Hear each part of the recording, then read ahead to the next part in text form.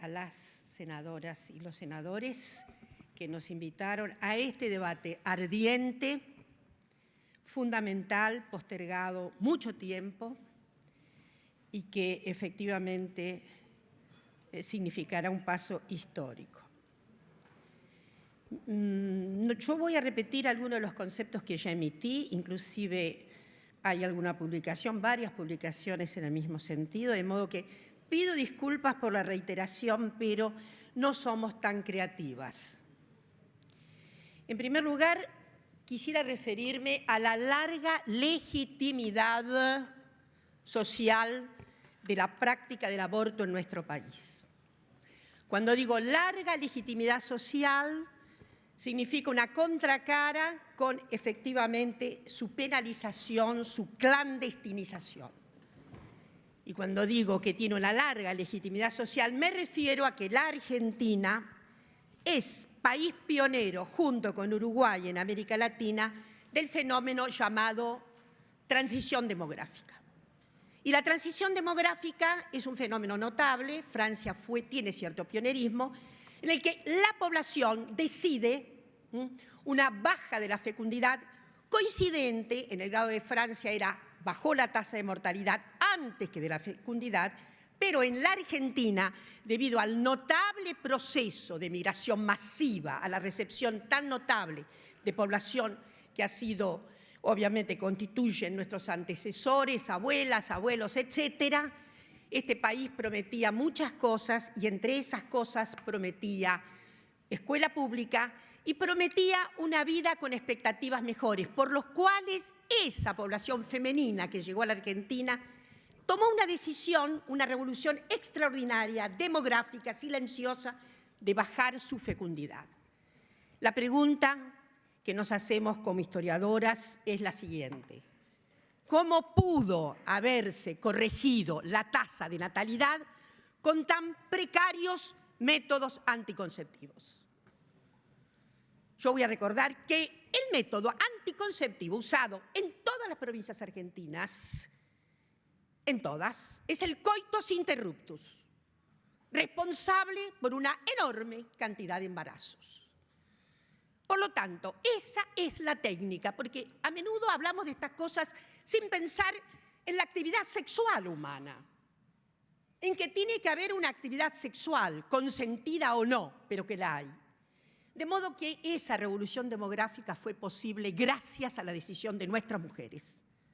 Y voy a decir que las españolas se llevan las banderillas. Fueron las primeras en que bajaron su tasa de natalidad, seguida luego por las italianas y más tarde por las criollas. Este es el misterio por el cual la Argentina pasa de un orden de 3, 4 nacimientos, 4 hijos por familia, a tener una tasa de menos de 2 hacia los años 2 y poco, de los 50 para acá.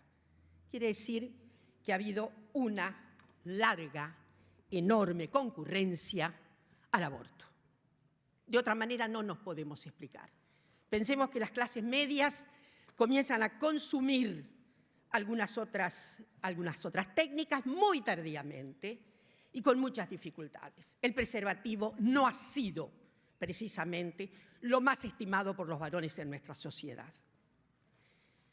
La otra cuestión que me gustaría decir entonces es que esa legitimidad del aborto en la Argentina efectivamente han significado posiciones muy contrastantes, muy ominosas entre la población femenina.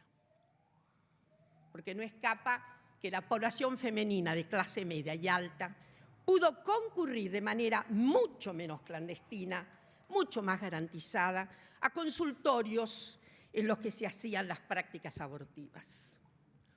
Yo he analizado inclusive cómo ha sido la penalización. El doctor Gil Lavedra lo ha referido muy bien. Hay un cono de sombras, hay un cono respecto de más o menos de reserva, habida cuenta efectivamente la muy poca punición efectiva que hubo sobre mujeres y sobre médicos muchísimo menos, una podría decir. Me reservo 2 cuestiones al final que creo que les va a agradar, sobre todo a las senadoras de tradición peronista y radical. La otra cuestión, faltan 2 minutos. La otra cuestión por la que efectivamente abogamos por esta ley tiene que ver, desde luego, con el derecho fundamental humano a la autodeterminación. No hay estado de ciudadanía sin determinación sobre nuestros cuerpos.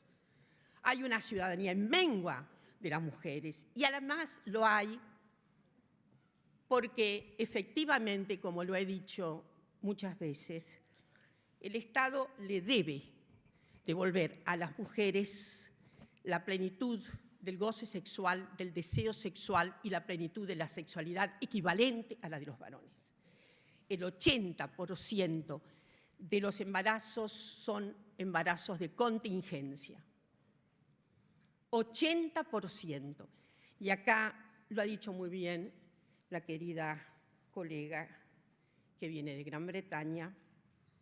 Ese 80% de embarazos son contingentes, no han podido constituirse en una fatalidad inexorable. Finalmente, como no me queda nada, diré que obviamente acá se ha trabajado muy bien la dignidad, la vida, respetamos la vida, obviamente.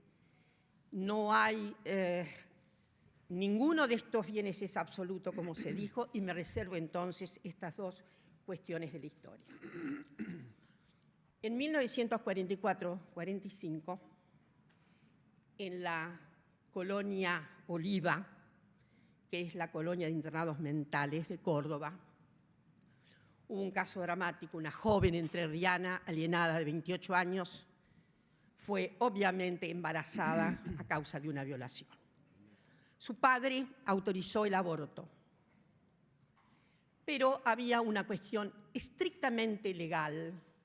El padre no había hecho la tutoría legal formal, de modo que al autorizar el aborto no tenía, ella era mayor de edad, y el juez, debido a las denuncias habidas contra los 3 médicos de la colonia Oliva, condenó en primera instancia a los 3 médicos. Eso fue escandaloso en la Córdoba de los años 44-45. Y luego ocurrió lo siguiente. Segunda instancia, y ahí actúa, creo que al radicalismo le gustará que haga un homenaje a Nerio Rojas, que actuó como perito de parte. Fue un escándalo en la sociedad cordobesa el hecho de que estos 3 médicos fueran a parar a la cárcel. El fallo de segunda instancia confirmó la sentencia de primera, a pesar del peritaje de Nerio Rojas. Pues bien, en el año 46 que ocurrió esto, creo que asumió la primera magistratura de este país Juan Domingo Perón. El 31 de diciembre de ese año, Perón indultó a los 3 médicos de la colonia Oliva. Creo que este antecedente es muy importante, lo mismo que el antecedente de Nerio Rojas. En fin, estamos a favor de esta ley, que será un paso extraordinario en las libertades de las mujeres y también en todas las libertades humanas. Libertad para decidir es una cuestión que no acepta ninguna mengua, ninguna posibilidad de condicionar efectivamente la especie humana. Muchísimas gracias. Gracias, licenciada. ¿Alguna pregunta? Senador Elías. Solo una pregunta. ¿Cómo le va? Buenas tardes. Que no me quedó clara de lo que creo haber entendido esto y le pregunto para estar segura.